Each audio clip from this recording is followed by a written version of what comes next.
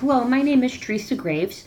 I am going to talk to you about a solution to a tech problem we are having with Renaissance Place Accelerated Reader.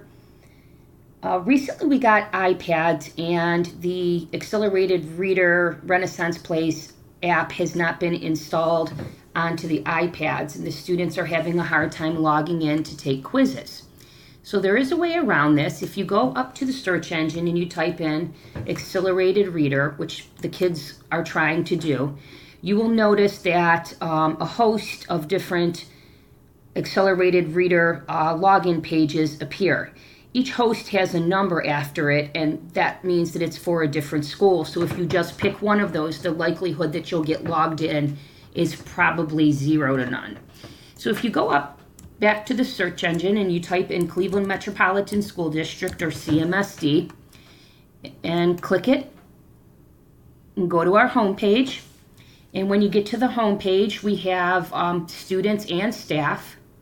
The first one that I'll address is staff. So if you click on the staff button and you scroll down, you will see Renaissance Learning Place. You click it, and you simply can log in as normal as a teacher. Now, the kids obviously could do the same thing, but we really don't want to navigate the kids to the teacher's website.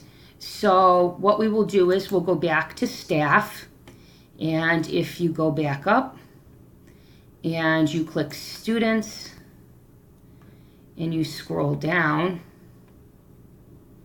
we have a lot of great resources on here. And you go to Renaissance Learning Place and you click it. Then again, the same screen appears, and the students can click on I am a student. And I'm obviously at home, so the students are not permitted to log in outside of the school network, but they would be able to get into it if they were at school, just as I'm able to get into it by clicking. And they could go in and take their Accelerated Reader test until our IT department has a chance to come out and install the apps on the iPad.